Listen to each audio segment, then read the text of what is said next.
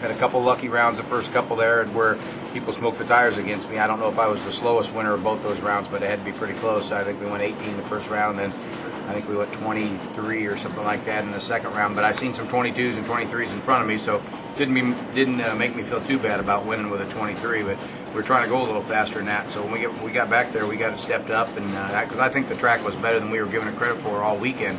We were really behind all weekend doing bad, and then we just had some dumb errors there where fuel tank hose fell off the thing in the finals there, where I just heard it cost me 15 points. So that really upsets me, because that, we're not big on oil on the track. Heck, I had 5 free ones before the countdown started, which they took every one of them away from me, and now I'm getting nicked with points by leaking on the track, and that's just not conducive to our car. So we got to go back and fix that. First off, I lose this thing by 15 points, I'm gonna be a mad hombre, but it's my fault. So the car didn't blow up then? No, nothing happened to it. Same thing in Dallas. You know what happened to it in Dallas? Another dumb mistake. Bolt come loose on the cylinder head, and it was coming all the way through. No rods out of the car. Everything's like brand new. So really upsetting to have 2 oil downs like that. But it's, I think it's just that it is a little bit because of the pressure and the time restraints you get put on you in between rounds. Things don't get checked as close as they do, and we're going to have a long talk about that back in the pit area. That stuff needs to be looked at a little bit closer. So anyhow, that's that were all my tears for the day. Anyway, it's a happy day. We won the race, and like you said, we were lucky enough to get by the 3 force cars. That was a tremendous opportunity for us to build on our points when Tony and Cruz and all them guys. Robert had to beat him. He's right behind me. So, but pretty spectacular weekend for our whole team. Questions for Tim? Tim, how does it feel to make a mockery of all the multi-car teams out here? Well, I don't know if I'm making a mockery of them. I tell you what, truth be known, there hasn't been a day that one of those crew chiefs haven't helped me in one way or the other. And tomorrow I could go over and talk to Coyle or talk to Jimmy Prock or talk to Johnny West or Todd Okahara or any of those guys. And if I had a question or a problem, I guarantee you they would be nice enough to help me now.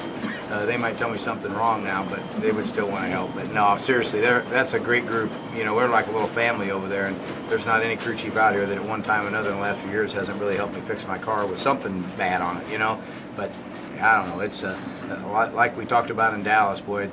It's a tough deal. I'm backing up from the burnout. I'm telling myself, you know what? You want to win the championship, this is where it starts. So that's what we're up to.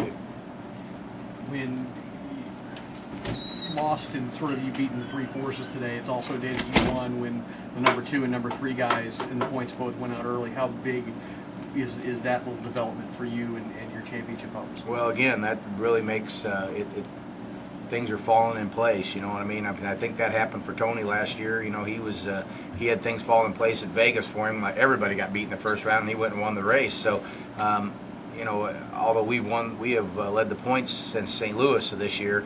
And the only time we wasn't leading the points is when we left Charlotte. So we had a pretty good car all year long, and we know we have a good car. We just got to keep from, like I said, making them dumb mistakes like we made in the finals at Dallas and here, where we won the race and ended up, leaking a little bit on the racetrack and ended up getting nicked for some points for that. We got to stop that kind of stuff. So I'm a little upset with myself over that kind of thing. But again, it's you have to put that behind you and say, hey, we won the race. We beat the best out there, right, with John Force and Robert, and Robert's car has got to be by far the fastest race car out here, maybe besides Tony Pittergon's. And anytime you can beat those guys, boy, it's a feather in your cap. And for me, especially when I have some responsibilities with tuning the car, so boy, if I beat them guys, I really feel like I've climbed a big mountain in there, because they're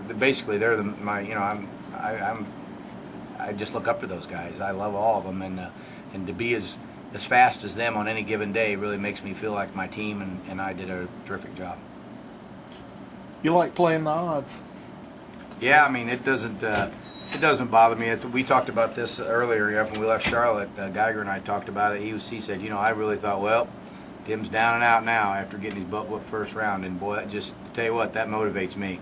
I'm into that. We used to do this kind of thing. When I was a kid, I wrestled in high school, and I wasn't very big and wasn't very good. We was in a AAA school, and the kids were very good. And the coach, I used to spar with this kid that was a state champion all the time. And the coach would say, when you wrestle him, you don't even look like the same wrestler. You wrestle so good.